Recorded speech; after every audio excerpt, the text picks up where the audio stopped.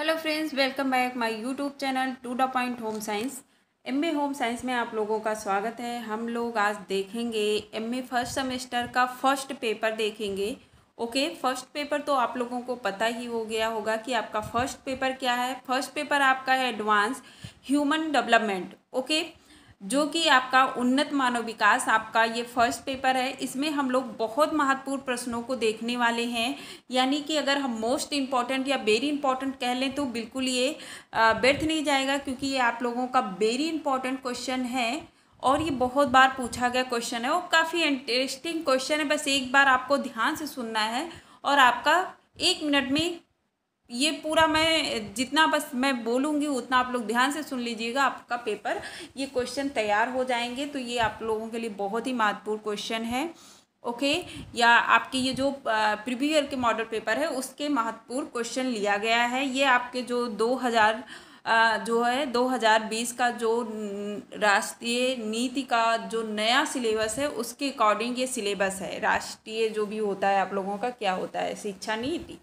Okay, तो इसके अनुसार आपका ये राष्ट्रीय शिक्षा नीति सन 2020 पर आधारित है ये आपका। ओके, तो आपका अभी तो आप लोग सेमेस्टर वाइज पढ़ रहे हो। इससे पहले तो आप लोगों का फर्स्ट ईयर और सेकंड ईयर दो ही होता था। अब आप लोग को 4 पेपर देने होते हैं। तो बहुत अच्छा क्वेश्चन वैसे इसमें आए हुए हैं, आप लोग इसको थोड़ा से ध्यान से देखेंगे। सारे क्वेश्चन ये थोड़ा सा मैंने छोटा लिख दिया है, इसकी फॉन्ट को मैंने बड़ा नहीं किया। चलिए इसको जूम नहीं करेंगे, नहीं तो ये कट जाएगा। चलिए ठीक है, जो भी है तो आप लोग यहाँ से देख सकते हैं। तो पहला आपका है वीर पूजा। पूछ रहा है कि वीर पूजा क्या होता है। तो वीर पूजा क्या होता है, किशोरावस्था में किशोर समाज के अनेक व्यक्तियों के संपर्क में आता है, जिनमें से कुछ व्यक्तियों को ठीक है।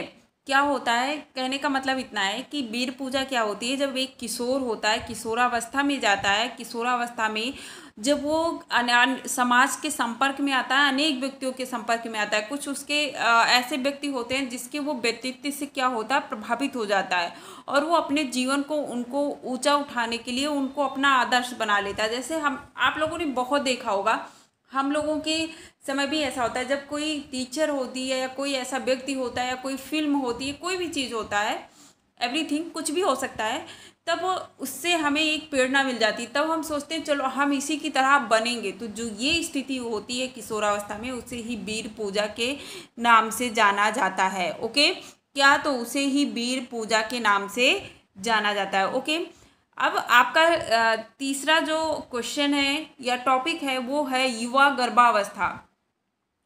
युवा गर्भावस्था क्या होता है, ये गर्भावस्था का कोई अवस्था नहीं है कि गर्भकालीन का या प्रेगनेंसी का कोई स्टेज होता है, ऐसा कुछ भी नहीं है।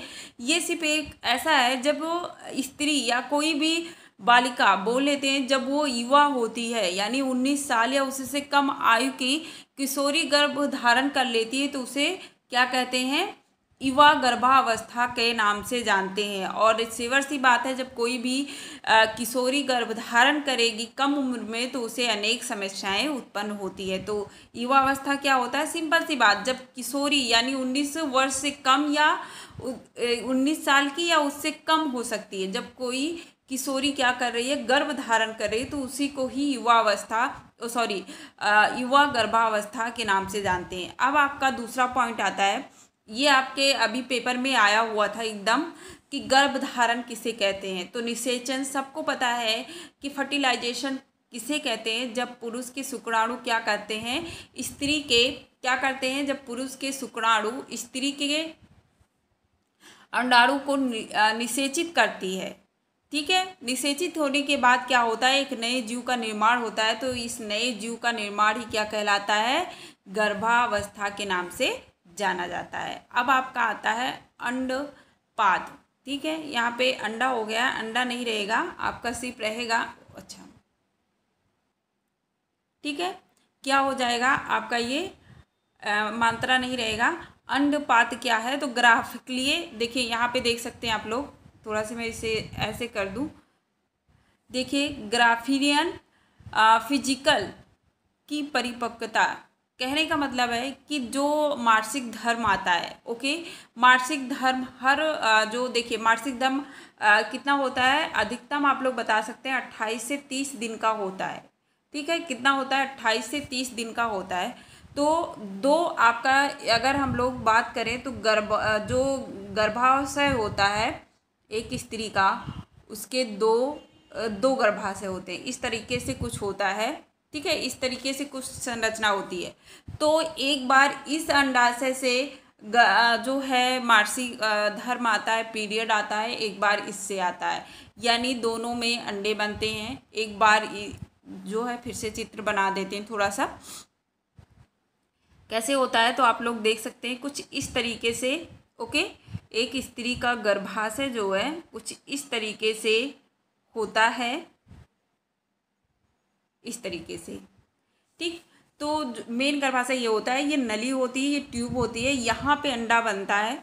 तो एक महीने इससे जो है पीरियड आता है एक इससे, तो यानी एक बार इसमें अंडा बनता है, एक बार इसमें अंडा बनता है। जब ये अंडा क्या होता है, परिपक्व हो जाता है, और परिपक्व होकर क्या करता है, धीरे धीरे ये कहाँ आ जाता है, गर्भाशय में आ जाता है। और गर्भाशय में आते आते ये पूरी तरह से परिपक्व हो जाता है। और जब ये फूटता है, ठीक है, जब ये अंडा फूटता है तभी मासिक धर्म आता है। क्या होता है, तभी मासिक धर्म आता है। तो इसी को क्या कहते हैं, अंडपात के नाम से जानते हैं। ठीक है, दूसरे शब्दों में कह सकते हैं कि अंडपात वह प्रक्रिया है जिसमें अंडाशय से एक परिपक्व अंडा निकलता है, या मासिक धर्म चक्र का हिस्सा है। गर्भावस्था में यह क्या करता है, प्रमुख भूमिका निभाता है। देखिए गर्भावस्था में प्रमुख भूमिका कैसे निभा रहा है, जब ये अंडा यहाँ पे बनता है, अंडा यहाँ पे बना, ये जब यहाँ पे बनता है धीरे धीरे फिर ये आगे बढ़ने लगता है। ये अंडा जब परिपक्व हो जाता है तब ये धीरे धीरे आगे बढ़ने लगता है, यहाँ पे आ जाता है। और यहाँ पे आने के बाद जब किसी पुरुष के शुक्राणु से या वीर्य से इसका क्या हो जाता है, संपर्क हो जाता है अंडे से, तब ये क्या हो जाता है, निषेचित हो जाता है, यानी फर्टिलाइजेशन हो जाता है।